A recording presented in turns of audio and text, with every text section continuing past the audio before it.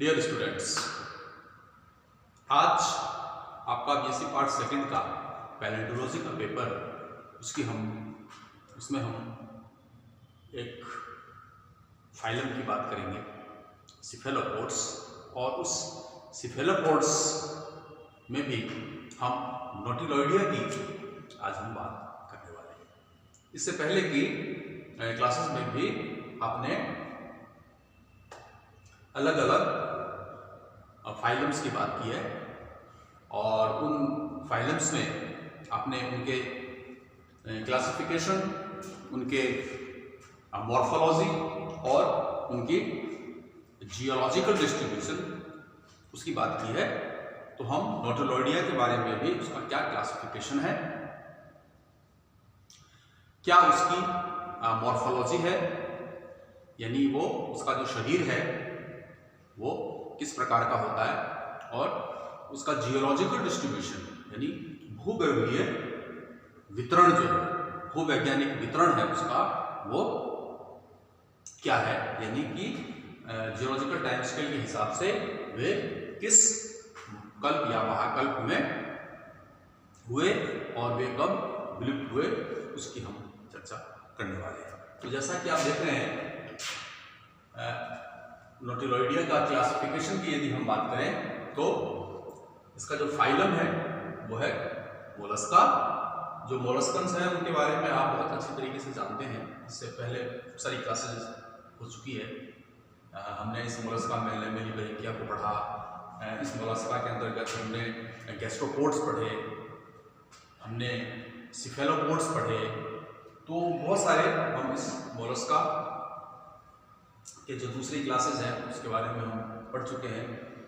हम सिफेलोपोड्स के बारे में भी पढ़ चुके हैं, लेकिन आज हम सिफेलोपोड्स की एक अलग जीनस नोटिलस या नोटिलॉइडिया जो सब ऑर्डर है उसकी हम बात करने वाले हैं। तो इसका फाइलम है मोलस्का, क्लास सिफेलोपोडा, ऑर्डर जो है इसका गण जो कहते हैं वो है टेट्राब्रैंकिया, और इसकी जीनस है वो है नोटिलॉइडिया या नोटिलेट्स। तो ये इसका वर्गीकरण है, क्लासिफिकेशन है। ये हमें सभी जितने भी हम ये क्लासेस पढ़ेंगे उन सभी में हमें इसका वर्गीकरण या क्लासिफिकेशन देना होता है। तो नोटिलॉइडिया क्लासिफिकेशन की जब हम बात करेंगे तो ये कहेंगे कि इसका फाइलम है मोलस्का, इसकी क्लास सिफेलोपोडा, इसका ऑर्डर है टेट्राब्रैंकिया, जीनस इसका नोटिलॉइडिया। अब हम थोड़ा सा इस नोटिलॉइड्स के जो इसकी जो मॉर्फोलॉजी है, मॉर्फोलॉजी यानी इसकी क्या शारीरिक रचना है, इसका शरीर किस प्रकार का होता है, किस चीज से मिलकर बना होता है, मुख्य भाग कौन कौन से होते हैं उसके शरीर के या उसके बॉडी के, हम थोड़ी सी बात इस चीज की करेंगे। तो सिफेलोपोड क्लास में आने वाले ये जो नोटिलॉइड्स हैं ये सबसे प्राचीन प्राणी हैं। सिफेलोपोड्स में मिलने वाले ये सबसे पुराने जो प्राणी हैं वो नोटिलॉइड्स हैं, सबसे आदिम हैं ये। और इनमें इनका जो प्रमुख गुण है वो इनकी अनुकूलनशीलता है कि ये क्लाइमेट के हिसाब से अपने आप को अनुकूल कर लेते हैं, अपने आप को ये ढाल लेते हैं। तो सिफेलोपोड्स के अंतर्गत आने वाले ये जो नोटिलॉइड्स हैं ये सबसे प्राचीन प्राणी हैं और अपनी अद्भुत अनुकूलनशीलता के कारण ये कैम्ब्रियन से लेके और अभी तक ये पाए जाते हैं। इसीलिए इन प्राणियों को जीवित जीवाश्म भी कहा गया है, लिविंग फॉसिल, लिविंग फॉसिल या जीवित जीवाश्म भी इनको कहा गया। इसको नोटिलॉइड्स, लिविंग फॉसिल्स, ये लिविंग फॉसिल्स भी कहलाते हैं। क्यों? क्योंकि कैम्ब्रियन टाइम पीरियड से लेके और अभी तक ये आपको मिल जाएंगे इनके जीवाश्म, इसलिए इनको लिविंग एनिमल्स भी कहा जाता है। और अभी जो है वर्तमान में इनका सिर्फ एक एक ही इनका वंश है, जीनस है, वो है नॉटिलस, वो मिलता है। एक ही जीवाश्म को मिलता है इसका, वो है नॉटिलस, और इसी नॉटिलस के कारण इसको नोटिलॉइडिया सब ऑर्डर कहा जाता है।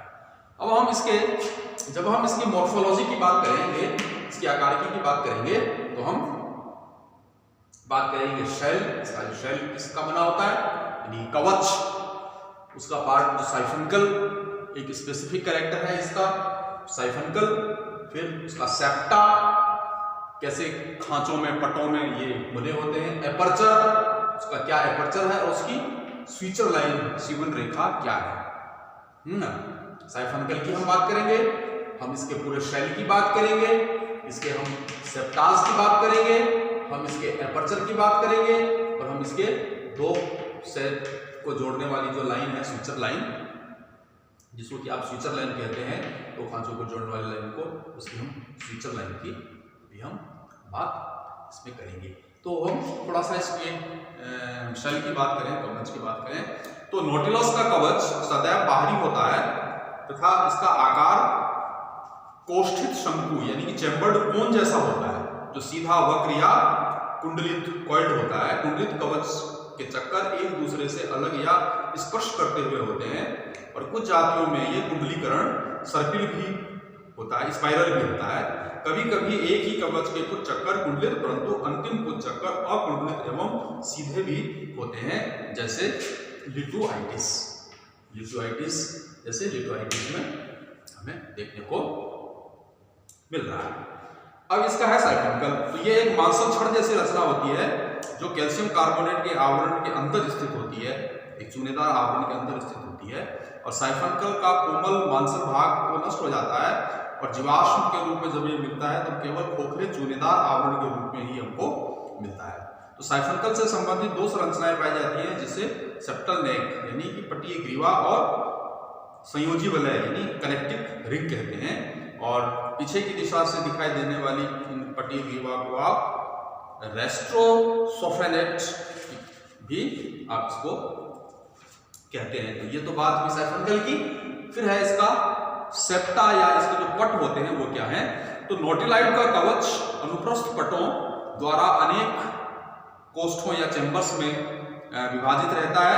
जिस अंतिम कोष्ठ में प्राणी रहता है उसे बॉडी चैम्बर या जीवित कोष्ठ भी कहते हैं, लिविंग चैम्बर भी कहते हैं। तो प्राणी के आगे के नए कोष्ठों में ये सरकता रहता है। देह कोष्ठ के अलावा सभी कोष्ठों को वायु कोष्ठ या एयर चैम्बर कहा जाता है।